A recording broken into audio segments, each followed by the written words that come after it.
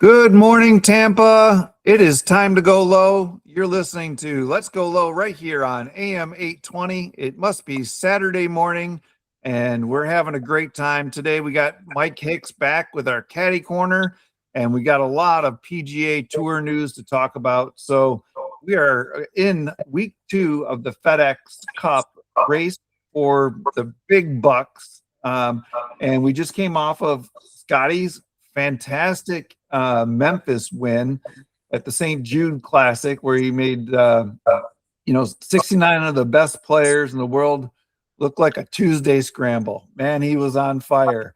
So now the field's down to 50, and we got 2 weeks to go. And 20 guys are not about to give it up. And so, Mike, thanks for joining us once again. Let's talk a little bit about the PGA Tour and some golf. All right, you got it. So what do you think about Scotty's performance? I think it was a long overdue breakout, huh? Yeah, I mean, if you watched it, I mean, he got the breaks where he hadn't been getting the breaks and the bounces. And he putted well. He putted consistently for 4 days. So, and then there's your result, wins by 8. It was a Sunday's round, just nobody – within a couple or 3 or 4 of them, they all shot over par. I mean, yeah, I know that's crazy. And nobody put any pressure on him at all. So, I mean, that helped. And then the fact that, he wasn't feeling any pressure from anyone, and he was getting the bounces and the breaks. And I think it just freed him up, and, he putted great. So that's the result when he putts. Yeah, exactly. It's always been there all year long, and is just waiting for that breakout. But I think, those starting off playing well on Sunday, and then just having the whole field just like falter. It was just like, oh my gosh, it's like, talk about a couple bounces and breaks. That's the game of golf. But that pressure just came right off, and instantly you can't give a guy of Scotty Scheffler's capabilities, that relief, Yeah, so that's sure. Right. So, 61 on Friday, a great round, with two bogeys. With two bogeys. Yeah, exactly. The, so, it was good to see Scotty. It's good for the game. What, in the tournament last week, what kind of surprised you? I saw Sam Burns was right there, and what goes through those guys' mind on a Sunday when all of a sudden they just start off that way? Well, in Sam's defense, he had 3 weeks off, and he admitted he didn't do much as far as practice goes. He probably took a couple of weeks off. He's got a newborn, so he was home with the family. And he probably started hitting balls and chipping and putting the week before. So he was a little rusty, and it kind of showed on Sunday. And then he admitted he drove it horrible all week. I don't know what percentage of fairways he missed or hit for the week, but it wasn't very good. And it finally caught up to him on Sunday. So, but he still had a great finish for not playing for 3 weeks and really not touching his clubs for probably 2 of those 3 weeks. And listen, that's a tough golf course, especially if you're not hitting fairways. If you're hitting it in the rough there, you're not going to hit it on the greens very close to the hole. That's one of the better TPCs they play. Always love that course. It's a challenging place. And so, look at the scores. I mean, Scotty's 17 under, and then, if Scotty wasn't there, 9 under wins the tournament, right? Right. Yeah, exactly. So, you're a caddy, your guy, is in the lead on Sunday, like Scotty. What's going through his mind and what's going through your mind, just, from, a strategy perspective, before the first tee on Sunday morning, if you're in that position with Scotty? Well, I mean, you got a 2-shot lead. So, anything obviously can happen with just a 2-shot lead. So you're just going to try and go out and do what you've been doing. You're not going to change your game plan. You're not going to change the holes that you attack and the holes that you don't. depending on pin positions.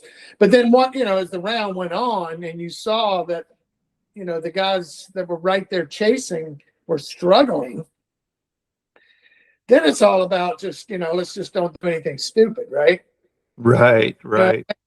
And Scotty, he really didn't play defense. He kept the pedal to the metal. I mean, if you watch it, the guy hits the ball pin high more than anybody ever has played the game, and that includes Tiger. It is just ridiculous how pin high every hole his ball is pin high. And he didn't really take his foot off the gas. He kept his foot on the gas and just lengthened the lead, which is when you're caddying out there and you see your guy doing that, you're just loving life. Exactly. So the first time this year he held a 54-hole lead, and now he's 11 for 11 when he's converting with an outright 54 lead. That's pretty amazing. That is amazing. That really is. That's tough. Because it's hard to sleep on the lead. But the more you do it, the easier it gets. Yeah, and 11 for 11 says he sleeps pretty good at night, huh? Right. This is Jeff Stanislow. You're listening to another great episode of Let's Go Low right here on AM 820. This episode is brought to you by Golfers Unite, golfersunite.com. You guys can check out the website. We got great deals and hookups on all things golf, great information, and more to come at golfersunite.com. And our also sponsor is Mike Hicks himself. You can go to MikeHicksGolf.com. Mike is available if you guys have a special event, you need a guest speaker at a charity outing, or you got a club championship and you want to bring Mike out on your bag for a special occasion. Check out MikeHicksGolf.com, and he's available to do that. So Mike, $3.6 million out of the $20 million purse. He passed Rory for the second on the career money list. And he's only about $1 million short from passing Tiger for the number one spot on that money list from since February of 2000. What an incredible career. And now we're going to the next phase of the FedEx Championship Series, and we're heading to the BMW Championship in Bellerive Country Club in St. Louis this coming weekend. They're on the Saturday moving day right now as you're listening to this. Let's talk a little bit about the BMW Championship, and what are your thoughts on that course? And we'll maybe talk a little bit about the guys that didn't quite make it, that are sitting there in the 51st and 52nd position. So, Bellerive can play tough. I'm sure the rough will be up. Depends on how firm it is. It looks like they've had tons of rain through the Midwest. St. Louis, I'm not sure how much they've gotten, but I know everybody right around them has gotten a ton of rain. So if it's soft, and this time of year, you're not going to get much wind up there. So it'll be throwing darts if it's soft. And when they're throwing darts and there's no wind, you know what happens there. So it'll be a putting contest again. And, Bellerive, I've been there a couple times. I was there in 2001 when 9/11 hit. I was doing a practice round that Monday morning. I was caddying for Justin Leonard. And we teed off, made the turn, and we're inside the clubhouse getting a drink and something to eat. And that 9/11 is going on and planes going into buildings. And we're like, what the heck is going on? And Justin Leonard and Mark Calcavecchia were like, well, let's just go play the back nine. I looked at both of them. I said, you guys really think we're playing golf this week? I said, we're under attack right now. I said, we're not playing golf this week. They said, what do you mean? I said, trust me, this tournament will not be played this week. And within 24 hours, they had, canceled the tournament. I had to drive a rental car from St. Louis all the way back to North Carolina because, nobody could fly. But that's where I was. I was at Bellerive when 9/11 hit.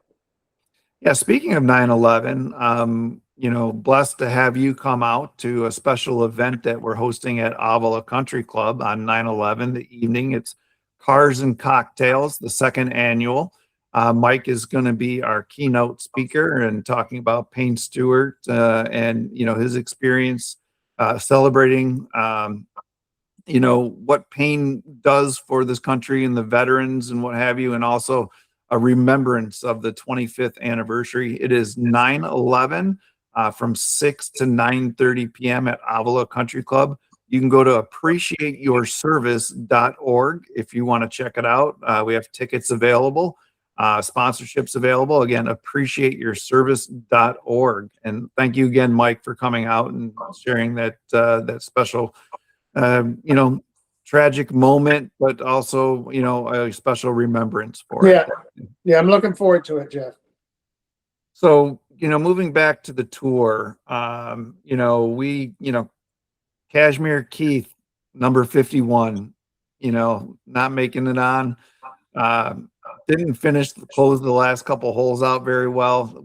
What's going through his mind right now? I think he only missed by like a couple of points or something too. Wasn't it something stupid? I mean, it was really close, right? One shot, I think, or something. Yep, it was. Yep, we finished 51st, and I think he was like one or two shots, different. And you 100% when he got on that airplane to fly home Sunday night, he's looking back at all the stupid shots that he wasted. Yeah.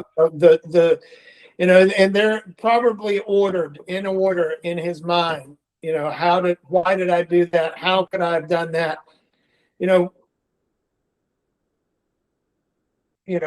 Continuing on, I'm sure it was a rough plane ride for him home Sunday night. Yeah, these guys probably revisit every shot, every swing, especially in that position when 100%. And then the caddy's like, oh, he's doing the same things. Like, did I give him the right number on that? You know what I mean? It's like, he took my advice and didn't work out here, but he didn't take my advice and it didn't work out. And so it's got to be quite the mental. You're playing what ifs the whole way home. Yep, exactly. So let's, after the BMW, we got Eastlake, which is the August 27th to the 30th. And Tommy Fleetwood is the defending champion for the FedEx Cup. And then we go from the top 50 this weekend to the top 30 for Eastlake. So it's going to be a fantastic, season finish. Ricky Fowler, sitting 30th, a couple points ahead against Gary Woodland. So they're going to be in the mix. And then Alex Noren, went from, on the bubble of even making it to the BMW to 30th. So, he's playing some good golf. Obviously Scotty's locked in at number one and what have you. But as you're looking towards the close, maybe who do you like this weekend? Is Scotty going to continue? Rory really had some problems last weekend, but maybe he was just getting the dust off, like you mentioned, because I think in our previous episode, you said you'd be surprised if he played, but it was a long time off, so he played. Yeah. I look for Rory to play a little better for sure, but look, the bottom line is if Scheffler putts, if he putts, he seems to always hit it good enough to win, right? So if he makes putts, they're all playing for second again. Look for the same names, really. The guys, SW Kim, Siwoo's playing good. He seems to be very consistent each week. He's up there. Sung Jae seems to have his game going. He seems to be playing pretty good lately each week.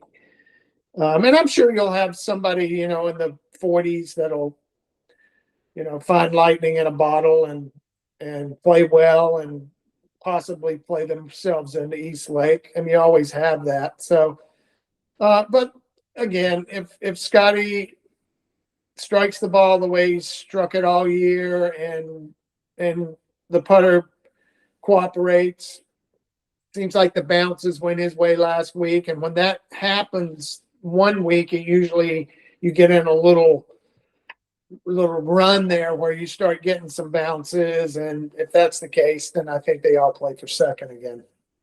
Yeah, he's definitely playing well. So, Mike, that's it for the Caddy Corner this week. This is brought to you by Golfers Unite, golfersunite.com. This is Jeff Stanislow, your host of the Let's Go Low show. Always remember that you can visit Mike on his website at MikeHicksGolf.com. If you are interested in maybe having him look at your putting stroke in a virtual, or you want to book him for a class or a speaking engagement or review a product, check out MikeHicksGolf.com.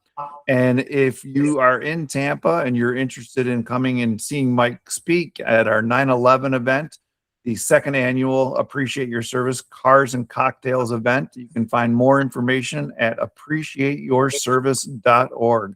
Mike, thanks again, and look forward to having you back. Thank you, brother. Thanks.